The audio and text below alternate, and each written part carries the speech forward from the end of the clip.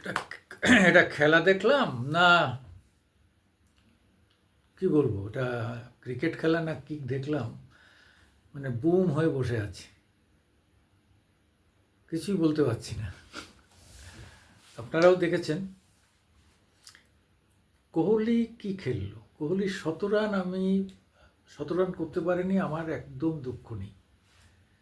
কিন্তু একটা প্লেয়ার, একটা পেলে, একটা মানে আন্তর্জাতিক খ্যাতিসম্পন্ন প্লেয়ার, তাকে কেন মানুষ এত শ্রদ্ধা করে, এত ভালোবাসে, এত প্রশংসা করে, আজকের খেলাটা দেখলে নির্দ্বিধায় ভোট দেবেন তার পক্ষে। আমি সুকুমার দেবনাথ, আমি একজন সাংবাদিক, আমি এমনি রাজনীতি বা সব ধরনের সংবাদ করি, কিন্তু ক্রিকেট আমার খুব পছন্দের। আমি ফুটবল অত দেখি না, বুঝি না, ছোটোবেলায় খেলেছি, ভালো লাগতো, কিন্তু ক্রিকেটে আমি এতটা মজে আছি যে আমি ক্রিকেট খেলাটা খুব উপভোগ করি। আজকে এত উপভোগ করেছি, কে জিতেছে কে হেরেছে তার থেকেও আমার মনে হয়েছে যে একটি খেলাকে তৈরি করা, মেক মেক মেক করা, মানে একটা খেলোয়াড় একটা ম্যাচ তৈরি করে দিল পুরো, দাঁড়িয়ে থেকে একটা দিকে দাঁড়িয়ে থেকে থেকে তিনি একজন মানে ইসের মতো, বনের জালের মতো নেট বুনে বুনে উনি বের করে নিয়ে গেলেন যেটা আমাদের খেলাটাকে। পরপর উইকেট পড়েছে, কিছু মনে হয়নি যে উইকেট পড়ে গেল, কিছু মনে হয়নি। সবাই আমরা ভাবছি যে কোহলি আছে, কিং কোহলি আছেন, বিরাট কোহলি আছেন, সে যতক্ষণ ধরে আছেন ততক্ষণ আমাদের ম্যাচ আমাদের কাছে আছে। আর সেটাই একদম প্রায় শেষ করে তিনি যখন বিদায় নিলেন, তখন আমরা সত্যিই আমাদের হাতে ম্যাচের রাশ চলে এসছে, তখন ম্যাচ আমাদের কন্ট্রোলে চলে এসছে। তারপরে আর হার্দিক পান্ডিয়া তো আগুন ঝরিয়ে উলটপালট করে দিয়ে আমাদের সবার সব চিন্তাভাবনা উল্টিয়ে পুলটিয়ে দিয়ে আমরা জিতে গেলাম 2 ওভার থাকতেই।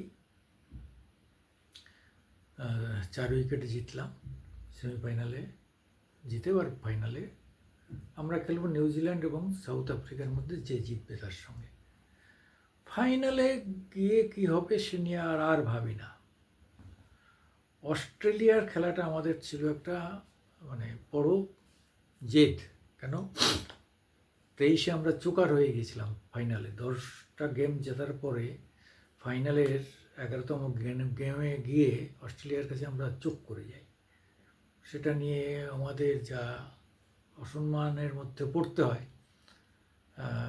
বাংলাদেশের কিছু লোক তো এত খুশি হয়েছিল, মানে তাদের সেদিন রাতের মনে হয় ঘুম হয়নি, আর আজকে দুঃখে ঘুম হবে না। সেই অস্ট্রেলিয়াকে ভারত যেভাবে নাস্তানাবুদ করে হারিয়েছে, মানে কখনোই কোনো যারা খেলা দেখেছেন তারা কখনোই তাদের মনে হয়নি যে ভারতের হাত থেকে ম্যাচ বেরিয়ে গেছে, অর্থাৎ ভারত হারবে, ভারত জিতবে, এটা একদম প্রথম থেকেই।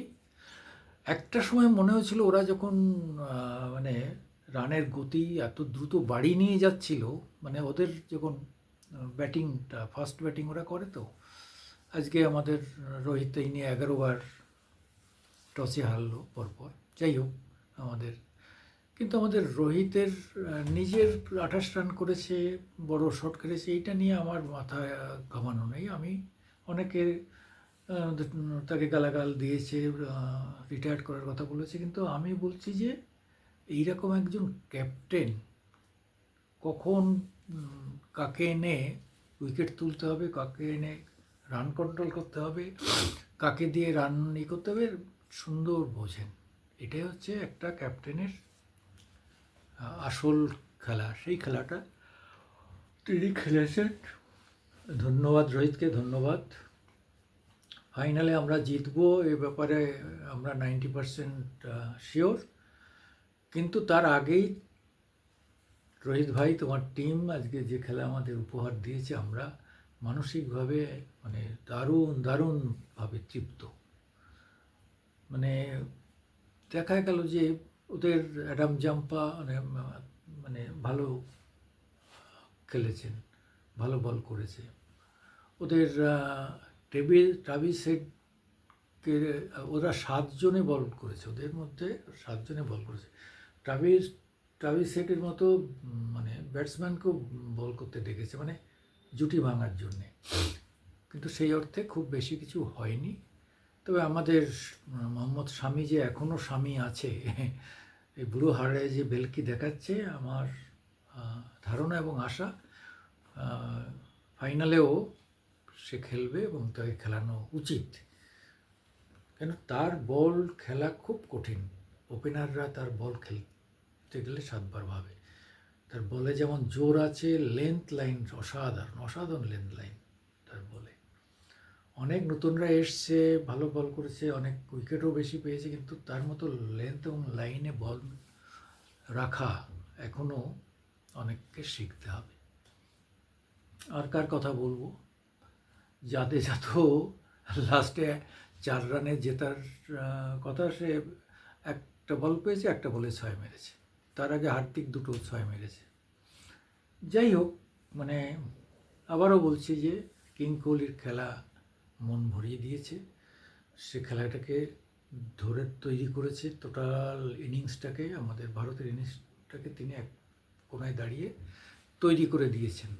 যে এমনভাবে খাঁচাটা তৈরি করে দিয়েছেন, তারপরে তার বাইরে আমাদের যাওয়ার উপায় ছিল না, জেতা ছাড়া আমাদের কোনো আর উপায় ছিল না। নমস্কার। আপনারা যারা দেখেছেন তারা উপভোগ করেছেন, যারা দেখেননি বা ট্রেনে আছেন, বাইরে আছেন, কর্মক্ষেত্রে আছেন, তারা যদি আমাদের ইউটিউবটা দেখেন, আজকের দিন ইউটিউব, তাহলে আশা করি আপনারা আমাদের কাছ থেকে কিছু শুনে আনন্দ পাবেন। নমস্কার, সত শ্রী অকাল, আদাব।